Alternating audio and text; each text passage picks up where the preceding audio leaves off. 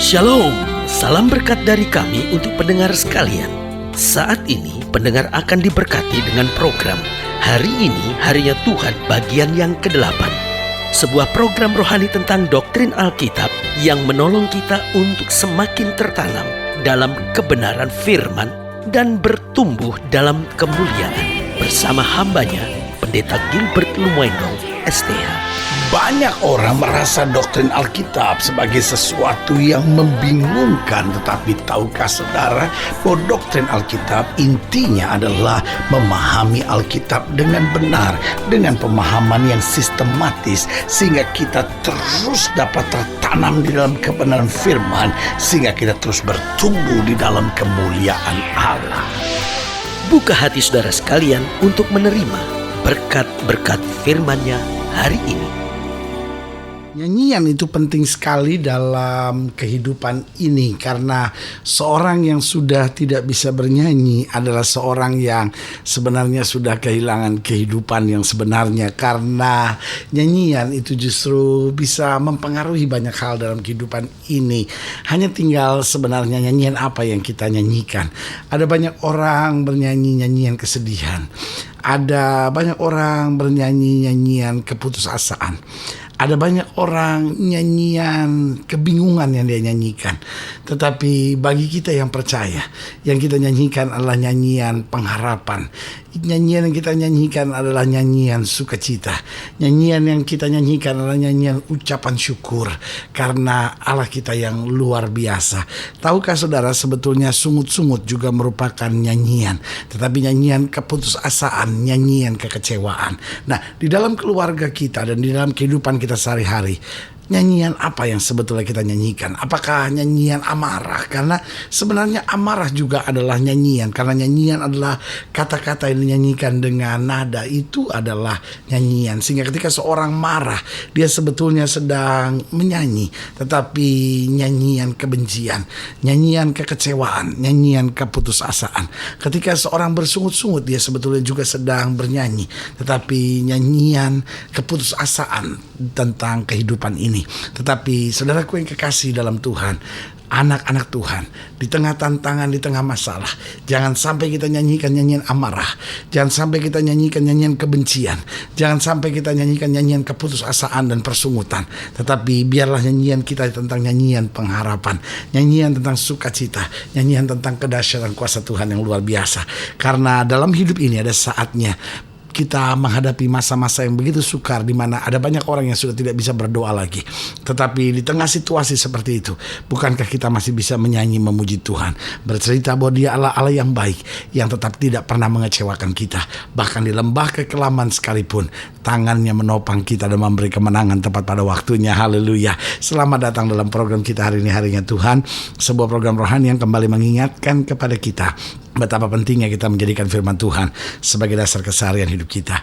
Karena selama kita jadikan firman Tuhan sebagai dasar keseharian hidup kita, langkah-langkah ke depan kita penuh dengan kepastian, kemenangan, berkat, mujizat, dan perkara-perkara yang besar. Haleluya. Dan dalam program ini kita sedang membahas tentang nyanyian baru. Nah, saudaraku yang kasih dalam Tuhan, Alkitab berkata nyanyikanlah nyanyian baru bagi Tuhan. Nah, pertanyaan kita sebetulnya sederhana, apa itu sebenarnya nyanyian baru? Apakah lagu-lagu lama kita tinggalkan dan kita menyanyikan nyanyian lagu-lagu baru?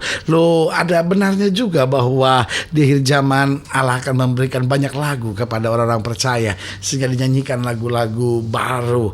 Tetapi saudaraku yang kasih dalam Tuhan, lagu baru bukan sekedar hanya lagu yang baru diciptakannya. Tetapi saudaraku yang kasih dalam Tuhan, lagu baru itu juga berarti lagu yang dinyanyikan dengan suasana yang baru, lagu yang dinyanyikan dengan hati yang baru, hidup yang baru. Itulah nyanyian baru yang sebenarnya. Apa artinya? Nyanyiannya dikarang baru, tetapi yang menyanyi tetap hati yang berdosa, tetap hidup yang setengah-setengah buat Tuhan, tetap hidup yang tidak dekat kepada Tuhan. Maka walaupun itu nyanyian baru, tetapi nyanyian itu tidak dinyanyikan dengan hati yang baru. Nah, di dalam Wahyu pasal 14, ayat yang pertama sampai ayat yang kelima, Wahyu 14 ayat yang pertama sampai ayat yang kelima, ini berbicara tentang salah satu hal yang akan terjadi di akhir zaman adalah munculnya banyak orang-orang percaya yang akan menyanyikan nyanyian baru.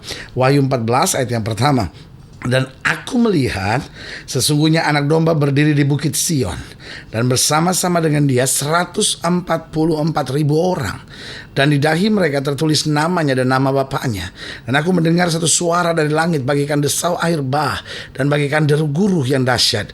Dan suara yang kudengar itu seperti bunyi pemain-pemain kecapi yang memati kecapinya. Mereka menyanyikan satu nyanyian baru di hadapan takhta dan di depan keempat makhluk dan tua-tua itu. Dan tidak seorang pun yang dapat mempelajari nyanyian itu selain daripada 144.000 orang yang telah ditebus dari bumi itu. Mereka adalah orang-orang yang tidak mencemarkan dirinya dengan perempuan-perempuan, karena mereka murni sama seperti perawan.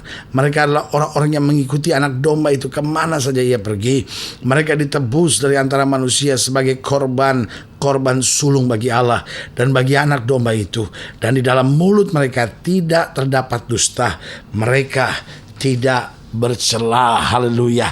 Nah, saudaraku yang kekasih dalam Tuhan, dalam ayat bacaan ini jelas Alkitab gambarkan bahwa di akhir zaman ada satu fenomena luar biasa yang akan terjadi, yaitu orang-orang percaya mulai menyanyikan nyanyian baru bagi Tuhan. Bahkan jelas di sini di ayat yang kedua dikatakan, aku mendengar satu suara dari langit bagaikan desau air bah dan bagaikan deru guru yang dahsyat, dan suara yang kudengar itu seperti bunyi pemain-pemain kecapi yang memati kecapinya. Mereka menyanyikan satu nyanyian baru di hadapan takhta dan di depan keempat makhluk dan tua-tua itu. Bahkan di sini dijelaskan pada ayat yang ketiga, dan tidak seorang pun yang dapat mempelajari nyanyian itu selain daripada 144.000 orang yang telah ditebus dari bumi ini. Nah, pertanyaannya, apa nyanyian baru ini? Yang pertama, nyanyian baru adalah nyanyian yang tidak dinyanyikan dengan mulut, tetapi dengan segenap hati. Artinya begini, nyanyian baru adalah nyanyian yang tidak dinyanyikan hanya dengan mulut, tetapi dinyanyikan dengan segenap kehidupan. Makanya sudah lihat pada ayat yang keempat dikatakan apa? Mereka adalah orang-orang yang tidak mencemarkan dirinya dengan perempuan-perempuan, karena mereka murni sama seperti perawan. Mereka adalah orang yang mengikuti anak domba itu kemana saja ia pergi. Mereka ditebus dari antara manusia sebagai korban sulung bagi Allah dan bagi anak domba itu. Jadi saudaraku yang kasih dalam Tuhan, ada banyak orang hari-hari ini di gereja menyanyikan nyanyian pujian. Itu baik. Gerakan-gerakan pujian, penyembahan melanda gereja-gereja Tuhan, itu luar biasa. Tapi saudaraku yang kasih dalam Tuhan, ada banyak orang menyanyi hanya dengan mulut. Tetapi saudaraku yang kasih dalam Tuhan, yang Alkitab sedang mau gambarkan adalah bahwa di akhir zaman ada banyak orang menyanyi dengan segenap hatinya, dengan segenap hidupnya, dengan segala perubahan karakternya, dengan perubahan sifat-sifat kehidupannya, sehingga hidup yang benar itu menjadi nyanyian yang luar biasa. Orang memandang hidupnya dan berkata, sungguh dari hidupnya lahir pujian kepada Allah. Orang melihat hidup mereka dan sungguh mengakui bahwa di dalam kehidupan mereka ada Yesus Kristus Tuhan dan Raja yang telah mengubahkan segala sesuatu. Sebagai hamba Allah, kembali saya mau mengingatkan, sudah saatnya kita bernyanyi bukan hanya dengan mulut. Baik menyanyi dengan mulut, jangan salah mengerti. Bukan berarti bahwa kita nggak boleh lagi hanya sekedar menyanyi-nyanyi. Bukan, kita tetap harus memuji-muji Tuhan dengan mulut kita. Tetapi saudara yang kasih dalam Tuhan, mulut yang menyanyi tanpa hidup yang berubah, tanpa hidup yang dikendalikan oleh Roh Kudus, tanpa hidup yang bertobat, tanpa hidup yang sesuai dengan firman Allah, maka nyanyian itu hanya merupakan nyanyian kemunafikan. Nyanyian itu hanya merupakan nyanyian kepalsuan. Nyanyian itu hanya menjadi nyanyian kosong belaka. Tetapi yang Tuhan cari adalah orang yang bernyanyi dengan segenap hidupnya, karena hidupnya bersih, karena hidupnya benar, karena hidupnya takut akan Tuhan, hidupnya seturut kehendak Allah. Maka hidupnya itu sendiri merupakan nyanyian, sehingga cara dia mengambil keputusan, cara dia menghadapi masa-masa sukar, bahkan cara saat-saat dia mengalami tekanan dalam kehidupannya, semuanya merupakan nyanyian yang luar biasa di hadapan Tuhan. Berarti sekali lagi saya ulangi, apa itu nyanyian baru? Nyanyian yang tidak dinyanyikan hanya dengan mulut, tetapi nyanyian yang dinyanyikan dengan segenap kehidupannya. Yang kedua, apa itu nyanyian baru? Ayat yang ketiga bilang begini. Ayat yang ketiga bilang mereka menyanyikan satu nyanyian baru di hadapan hadapan tahta dan di depan keempat makhluk dan tua-tua itu, dan tidak seorang pun yang dapat mempelajari nyanyian itu selain daripada 144.000 orang yang telah, perhatikan baik, ditebus dari bumi itu.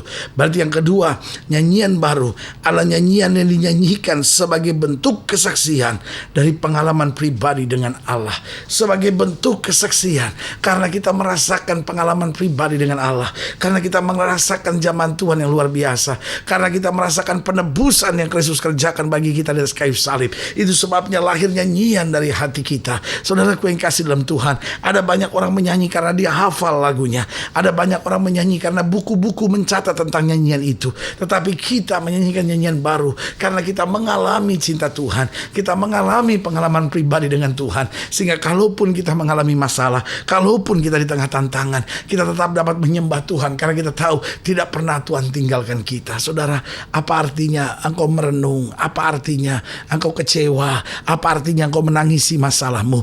Itu semua tidak dapat menyelesaikan masalah saudara. Tetapi saudaraku yang kasih dalam Tuhan, waktu engkau mulai menyembah Tuhan, mulai menyanyi karena mengingat, ya Tuhan, tetap Tuhan tidak pernah meninggalkan aku, tetap Tuhan tidak pernah mengecewakan aku, maka saya percaya itu akan menguatkan iman kita untuk berjalan terus dan merebut kemenangan yang Tuhan sediakan. Yang ketiga, yang terakhir, apa itu nyanyian baru? Nyanyian baru adalah nyanyian yang dinyanyikan sebagai ucapan syukur dan penghormatan kepada Allah. Pada ayat yang pertama dikatakan, dan aku melihat sesungguhnya anak domba berdiri di bukit Sion, dan bersama-sama dengan dia 144.000 orang yang di dahi mereka tertulis namanya dan nama Bapaknya. Berarti nyanyian itu adalah nyanyian syukur, nyanyian itu adalah nyanyian penghormatan.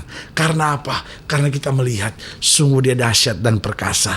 Oh saudaraku yang kekasih dalam Tuhan, tantangan boleh ada, tetapi dia anak domba Allah, Yesus Kristus Tuhan dan Raja kita, lebih besar dari segala perkara. Itu sebabnya waktu kita lihat masalah, kita tetap dapat bersyukur. Di tengah persoalan, kita tetap dapat menyanyikan pujian buat Tuhan, karena kita tahu dia Allah yang dahsyat, dia Allah yang luar biasa. Dan sebagai ucapan syukur bahwa banyak perkara dia telah kerjakan dalam hidup kita, sebagai ucapan syukur bahwa dia telah mencurahkan darahnya buat kita, sebagai ucapan syukur bahwa kita sudah diangkat dari kegelapan dibawa pada terang yang ajaib, kita menyanyi.